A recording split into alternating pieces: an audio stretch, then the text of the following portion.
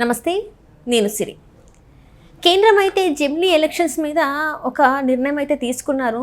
అయితే ఆ జెమిలీ ఎలక్షన్స్ ఎప్పుడు వస్తాయి? జగన్మోహన్ రెడ్డి గారు మాత్రం 2027లో జెమిలీ ఎలక్షన్స్ అయితే రాబోతున్నాయి. సో ఆ జెమిలీ ఎలక్షన్స్ తర్వాత అయితే ఖచ్చితంగా మేమే గెలుస్తామని చెప్పేసి జగన్మోహన్ రెడ్డి గారు అయితే అభిప్రాయపడుతున్నారు. మరి నిజంగా జెమిలీ ఎలక్షన్స్ 2027లో వస్తే జగన్మోహన్ రెడ్డి గారు గెలుస్తారా? అసలు ఈ జెమిలీ ఎలక్షన్స్ నిజంగా వస్తాయా రావా అనేది కూడా ఒక అంశంగా మారింది. సో దీని మీద స్పందించడానికి మనతో పాటు ఉన్నారు Janasena official spokes person Srinivas గారు. నమస్కారం సార్. సార్, ఇప్పుడు చూస్తున్నట్టయితే జెమిలీ ఎలక్షన్స్ అంటే మొన్న ఎలక్షన్స్ జరిగినప్పటి నుంచి కూడా జగన్మోహన్ రెడ్డి గారు అయితే 2 సంవత్సరాల చంద్రబాబు గారు ఉండేది, ఆ తర్వాత మళ్ళీ మేమే వస్తామని చెప్పడం జరిగింది. అందరూ ఏంటంటే ఎందుకు ఇట్లా మాట్లాడుతున్నారని అనుకున్నారు. ఇప్పుడు చూస్తేనేమో కేంద్రం ఏమో జెమిలీ ఎలక్షన్స్ మీద ఒక కీలక నిర్ణయం అయితే తీసుకుంది. జెమిలీ ఎలక్షన్స్ ఉండబోతున్నాయని చెప్పేసి. మరి ఇప్పుడు జగన్మోహన్ రెడ్డి గారికి ఇది ప్లస్ అవుతుందా మైనస్ అవుతుందా అసలు ఏంటంటారు సార్? జగన్మోహన్ రెడ్డి గారికి అవగాహన తక్కువ. జెమిలీ ఎలక్షన్స్ అంటే అర్థం ఏంటి? అసెంబ్లీ ఎన్నికలు, పార్లమెంట్ ఎన్నికలు ఒకేసారి జరగడం. మన జరిగింది అయ్యే కదా. అక్కడైతే అదే జరిగింది. తెలంగాణలో జరగలేదు కానీ ఆంధ్రలో అదే కదా జరుగుతా. అది జరిగినప్పుడే కదా 151లోంచి 11 స్థానాలకు వచ్చావు. మళ్ళీ ఇప్పుడు 2027లో వచ్చేస్తాయి, లేకపోతే 2026లో వచ్చేస్తాయి. అంటే ఏంటంటే జగన్మోహన్ రెడ్డి గారికి ఈ రోజున ఆ పార్టీకి చిల్లిపడింది, పార్టీ పడవకి చిల్లిపడింది. ఒకళ్ళు వెళ్ళిపోతున్నారు. ఎమ్మెల్యేలు, ఎంపీలు, ఎమ్మెల్సీలు అందరూ వెళ్ళిపోతున్నారు. ఇటువంటి పరిస్థితుల్లో పార్టీని కాపాడుకోవడానికి అబ్బాయి ఎవరు వెళ్ళొద్దు, ఇంకో 2 సంవత్సరాల్లో మళ్ళీ ఎన్నికలు వచ్చేస్తున్నాయి, మళ్ళీ మన ప్రభుత్వం రాబోతుంది అని ఏదో భ్రమలు సృష్టించడానికి చెప్పే మాటలు తప్ప వాస్తవం లేదు దాంట్లో. అంటే సరే, నేనేమంటున్నానంటే కేంద్ర ప్రభుత్వం ఒక నిర్ణయం తీసుకుంది. దేశం అంతా ఒకేసారి ఎన్నికలు జరిపితే ఎలక్షన్స్కి సంబంధించినటువంటి వ్యయం ఖర్చు తగ్గుతుంది అనేటువంటి ఉద్దేశం ఒకటి. దాంతో పథకాలు కూడా అందరికంటే ఒక్కొక్క దగ్గర ఎన్నికల కోడ్ ఉండడం వల్ల పథకాలు కానీ పెన్షన్స్ కానీ అన్నీ అయిపోతున్నాయి అని చెప్పేసి కూడా కేంద్ర ప్రభుత్వం ఏదైనా ఒక పథకం అమలు చేయాలనుకుంటే ప్రతి సంవత్సరం ఏదో రాష్ట్రంలో ఎన్నికలు, ఆ రాష్ట్రంలో కేంద్ర ప్రభుత్వం ఏదైతే పథకం పెట్టిందో ఆ పథకం అమలు చేయలేని పరిస్థితి కంటిన్యూస్గా అదే ప్రాసెస్ కింద అయిపోతుంది. అందుకని వీటన్నిటి మీద దృష్టి పెట్టి కేంద్ర కేబినెట్ జమిలీ ఎన్నికలకి నిర్ణయం తీసుకుంది. నిర్ణయం తీసుకున్న తర్వాత పార్లమెంట్ ఉభయ సభల్లో ప్రవేశపెడతారు. దాదాపు 18 సవరణలు చేయాలి. దాని మీద పెద్ద చర్చ జరుగుద్ది. అంత ఈజీ ఏం కాదు ప్రాసెస్ అది. అంటే ముందు ఒక స్టెప్ అంటూ తీసుకున్నారు. రామ్నాథ్ కోవింద్ గారితో కమిటీ వేసి ఒక స్టెప్ అంటూ తీసుకున్నారు. రాజ్యాంగ సవరణలు చేయాలి, 2 పార్లమెంట్లో ఉభయ సభలో ఆమోదించాలి. ఈ తతంగం అంత ఉంది. దాంతోపాటు మెజారిటీ రాష్ట్రాలు కూడా 2/3 మెజారిటీ రాష్ట్రాలు కూడా దీన్ని ఆమోదించాలి. సరే, బీజేపీ ఎన్డీఏకి సంబంధించినటువంటి రాష్ట్రాలు ఎక్కువ ఉన్నాయి కాబట్టి అది ఈజీయే. మిగతాటికి కొంచెం ప్రాసెస్ కష్టం. దాంతోపాటు 2026లో సెన్సస్ జరగాలి, జనగణన సెన్సస్ చేయాలి. ఒక పక్క నుంచి డీలిమిటేషన్ అంటున్నారు. ఈ ప్రాసెస్లు అన్నీ జరిగేటప్పటికి ఇంచుమించు నాకు తెలిసి 2029కి మహా అయితే వచ్చేస్తే 2029కి ఒక 5 నెలల ముందో 6 నెలల ముందో రావచ్చు. అంతకుమించి అంతే తప్ప 2027లోని 2027లోని వచ్చేటువంటి అవకాశాలు ఏ విధంగానో కనిపించట్లేదు. కాకపోతే ఏంటంటే ఇందాక చెప్పినట్టు జగన్మోహన్ రెడ్డి గారికి ఆయనకి సంబంధించినటువంటి పార్టీని కాపాడుకునే విషయంలో ఏదో రకంగా నాయకులందరూ వెళ్ళిపోతున్నారు కాబట్టి అవి ఏమి లేదని ఒక భ్రమను సృష్టిస్తున్నాడు. ఎందుకంటే జమిలీ ఎన్నికలు ఈ దేశానికే కొత్త ఏం కాదు. స్వాతంత్ర్యం వచ్చిన 1947 నుంచి 67 వరకు 2 దశాబ్దాలు ఈ దేశంలో జమిలీ ఎన్నికలే జరిగినాయి. ఎప్పుడైతే 67లో కాంగ్రెస్కు కొంచెం బలహీనపడి తమిళనాడులో డిఎంకే రావడం, అదే సందర్భంలో నార్త్ ఇండియాలో కొన్ని స్టేట్స్లోనేమో కాంగ్రెస్ వ్యతిరేక పార్టీలు అని రావడం, దాంతో ఏమైందంటే కొన్ని రాష్ట్రాల్లో ప్రభుత్వాలు పడిపోవడంతో జమిలీ ఎన్నికలకు వెళ్ళవలసి వచ్చింది. ఇప్పుడు ఉమ్మడి ఆంధ్రప్రదేశ్ మొన్నటి వరకు కూడా జమిలీ ఎన్నికలే జరిగినాయి. అంటే మొన్న ఎప్పుడైతే టీఆర్ఎస్ గవర్నమెంట్ ఒక 6 నెలల ముందుకు వెళ్ళిందో అక్కడి నుంచి 2 వ్యతిరేకంగా జరుగుతున్నాయి. అంత తప్ప అంతకు మించి మిగతా రాష్ట్రాల కర్ణాటక, మహారాష్ట్ర అన్ని చోట్ల జరుగుతున్నాయి.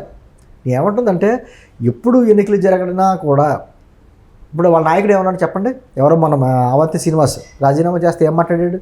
కొత్త ప్రభుత్వానికి అవకాశం ఇవ్వాలి కదా అని మాట్లాడాడు. జగన్మోహన్ రెడ్డి 6 నెలలనే కూటమి ప్రభుత్వం ఏదో చాలా తప్పులు చేసేసింది కాబట్టి ప్రజలందరూ చాలా నిరాశలో ఉన్నారు, నిస్పృహలో ఉన్నారు, ఇప్పటికిప్పుడు ఎన్నికలు వస్తే మళ్ళీ కూటమి ప్రభుత్వానికి బుద్ధి చెప్తాడని రకరకాల మాట్లాడుతున్నాడు. ఇవన్నీ ధైర్యంతో చెప్పే మాటలు కాదు, భయంతో అరిచే కేకలు. నిన్న చంద్రబాబు గారు కూడా స్పష్టం చేశారు, 2026-27లో వచ్చేటువంటి అవకాశాలు ఏమీ లేవు, 2029కే ఏదైనా జరగచ్చు అనేటువంటి విషయం కూడా మాట్లాడారు. అంటే జగన్మోహన్ రెడ్డి పెట్టుకున్న ఆశల మీద నీళ్లు చల్లాడు అక్కడ. అంటే వాస్తవం చెప్పారు అక్కడ. ఏంటంది, దేశవ్యాప్తంగా చూస్తే మనం ఏమనుకుంటామంటే జమిలీ ఎన్నికల దాని మీద స్పష్టంగా చర్చ జరగాలి. ఎన్డీఏ ప్రభుత్వం అంటే అధికారంలో ఉన్న ప్రభుత్వం నిర్ణయం తీసుకుంది కాబట్టి మేము ఇది అమలు పరిచేస్తామని అధికార పార్టీ అనుకోకూడదు. అదే సందర్భంలో ప్రతిపక్ష పార్టీలు కూడా అధికార పార్టీ నిర్ణయం తీసుకుంది కాబట్టి దాన్ని ఖచ్చితంగా వ్యతిరేకించాలి అనుకోకుండా దేశానికి మంచిదైతే దాని మీద పూర్తి చర్చ జరగాలి. ఒక రాజకీయ పార్టీ నాయకుడిగా అవగాహన అది చెప్పాలి. జమిలీ ఎన్నికల లేకపోతే విడివిడి ఎన్నికలా కాదు, ఈ దేశానికి ఉపయోగమా కాదా. నేను అనుకుంటున్న జగన్మోహన్ రెడ్డికి అంత అవగాహన ఉంటుంది అనేటువంటిది నేను అనుకోవట్లేదు. ఎందుకంటే నేను ఇందాక చెప్పినట్టు పార్టీ చాలా క్లిష్ట పరిస్థితిలో ఉంది. గ్రామ స్థాయి నుంచి కూడా నాయకులందరూ పార్టీని విడిచిపెట్టి వెళ్ళిపోతున్నారు. ఇప్పటికే జగన్మోహన్ రెడ్డి అనుకొని ఎవరైతే నమ్ముకున్నారో వాళ్ళందరూ ఇబ్బందులు పడుతున్నారు కింద. అంటే మళ్ళీ ఇదే పార్టీ ఇదే ప్రభుత్వం మనకు ఉంటుంది 30 సంవత్సరాలని చెప్పేసి ఎవరైతే రెచ్చిపోయారో వాళ్ళందరూ ఇబ్బందులు పడుతున్నారు. మా ఈ పార్టీని విడిపోయినటువంటి నాయకులు కూడా మాట్లాడేది అదే. కనీసం మాకు ఎటువంటి నాయకులకి కార్యకర్తలకి ఎవరికే గౌరవం లేదు, నువ్వు ఇష్టం వచ్చినట్టు నువ్వు ఏదో స్టేట్మెంట్ ఇచ్చేసి వెళ్ళిపోతావు, ఇబ్బందులు పడేది మేము కదా అనేటువంటి భావం వ్యక్తపరుస్తున్నారు కదా. అందుకని ఈ రోజుకొకళ్ళు ఎవరొకళ్ళు వెళ్ళిపోతున్నారని చెప్పేసి అని ఒక బాధలోని ఏదో రకంగా దాన్ని టాపిక్ డైవర్ట్ చేయాలంటే ఇప్పుడు జమిలీ ఎన్నికలు ఒకటి ఇష్యూ వచ్చింది, లేకపోతే అల్లు అర్జున్ విషయం గురించి మాట్లాడాలి, ఏదో రకంగా డైవర్ట్ చేయాలని ఏదో మాట్లాడే ప్రయత్నంలో భాగమే తప్ప అంతకుమించి జరిగేది ఏమీ కాదు. ఖచ్చితంగా ఒకవేళ జమిలీ ఎన్నికలు అనేది జరిగినా కూడా 2029కి ఒక 4-5 నెలల ముందు జరగవచ్చు తప్ప, లేదా యథావిధంగా 2029కి జరగవచ్చే తప్ప అంతకు మించి ముందు వచ్చే అవకాశాలు ఎక్కడా లేవు. జగన్మోహన్ రెడ్డి మరీ ఆశలు పెట్టుకోవద్దు. పైగా ఆయనకి తెలుసు, నాకు తెలిసి, ఎందుకంటే ఇలాగ రావని తెలుసు. పార్టీని కాపాడుకునే ప్రయత్నంలో ఇటువంటి తప్పుడు ప్రచారం చేయొద్దని మాత్రం విజ్ఞప్తి చేస్తాం. కానీ ఫస్ట్ నుంచి కూడా ఆయన జమిలీ ఎలక్షన్స్ మీద చాలా నమ్మకం పెట్టుకునేటట్టు మనకు అనిపిస్తుంది కదా సార్. ఎందుకంటే తను ఏంటంటే చంద్రబాబు మహా అంటే 2 సంవత్సరాలే తను పాలించేది, తర్వాత మళ్ళీ మేము ఆల్రెడీ వ్యతిరేకత వచ్చేసింది అని చెప్పేసి ఇందాక మీరు కూడా చెప్పారు. వ్యతిరేకత వచ్చేసింది జనాలలో, ఇంకా నెక్స్ట్ వచ్చేది మీరు మననే ఎన్నుకుంటారని చెప్పేసి కార్యకర్తలకు కూడా చెప్పడం జరుగుతుంది. సో మరి ఇప్పుడు ఆయనకి ఈ జమిలీ ఎలక్షన్స్ వల్ల వచ్చే లాభం ఏంటంటారు? అసలు ఈ లాభం నష్టాల గురించి కాదండి అక్కడ, అతను ముందు పార్టీని కాపాడుకోవాలి అంతవరకే. ఎందుకంటే కూటమి ప్రభుత్వం ఏర్పడిన మొదటి 4 రోజుల్లోనే రాష్ట్రంలో ఏదో మొత్తం శాంతి భద్రత లోపించిన ఢిల్లీలో ధర్నా చేసుకుంటూ వచ్చాడు. అక్కడి నుంచి మొదలుపెట్టాడు. వరదలు వచ్చినాయి, బుడమేర వరద వచ్చింది, వరదను కూడా బురద రాజకీయం చేశాడు. ₹1 సంథింగ్ ఎంతో ఇస్తానని అది ఇంతకి ఇచ్చారా లేదా?